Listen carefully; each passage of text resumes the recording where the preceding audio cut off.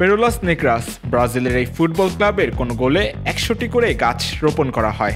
শুনতে কিছুটা অবাক লাগলেও ২০২৩ সাল থেকে এই অভিনব কর্মসূচি পালন করে আসছে ক্লাবটি। মূলত ব্রাজিলের রিও ডি জেনেরো দক্ষিণ অংশ এবং প্যারাইবা উপত্যকার ক্ষতিগ্রস্ত অঞ্চলে পুনর্বনায়ন উদ্যোগের অংশ হিসেবে এই কাজটি করা হয়ে থাকে। পেরোলাস ক্লাবের এই ক্যাম্পেইনে পুরুষ ও নারী পেশাদার দল অন্তর্ভুক্ত আছে, যেখানে এই দলগুলোর করা প্রতিটি গোলের জন্য স্থানীয় প্রজাতির ১০০টি গাছের চারা রোপণ ও পরিচর্যা করা হয়। এই উদ্যোগের অংশ হিসেবে এখন পর্যন্ত প্রায় ১৮,০০০ গাছের চারা রোপণ করা হয়েছে বলে ক্লাবটি থেকে ঘোষণা দেওয়া হয়।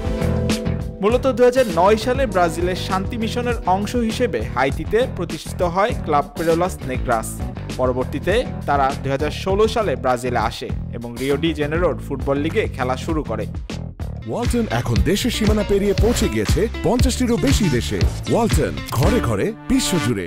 ফুটবলের পাশাপাশি সামাজিক উন্নয়ন ও পরিবেশ সুরক্ষায় তারা কাজ করে যাচ্ছে। সময়ের সাথে সাথে ক্লাবের এই কার্যক্রমটি সম্প্রসারিত হয়েছে। প্রতি বছর ক্লাবের খেলোয়াড় কর্মীদের নিয়ে শিক্ষণীয় কার্যক্রম করা হয়, যেখানে তারা পরিবেশের ভারসাম্য রক্ষা করার জন্য কাজ করে থাকেন। ক্লাবটির পরিবেশ সমন্বয়কারী লুইস ওটাভিও সিলভা বলেন, আমাদের সকলেরও দায়িত্ব রয়েছে পরিবেশে যে দূষণ হয় তার ক্ষতিপূরণ দেওয়া। আমরা শুধু ক্ষতিপূরণই দেই না, বরং এটাও উপলব্ধি করি যে ভবিষ্যতের জন্য আমাদের কিছু রেখে যেতে হবে, তাই আমরা চারা রোপণ করে থাকি। Sports desk, Manabzamin.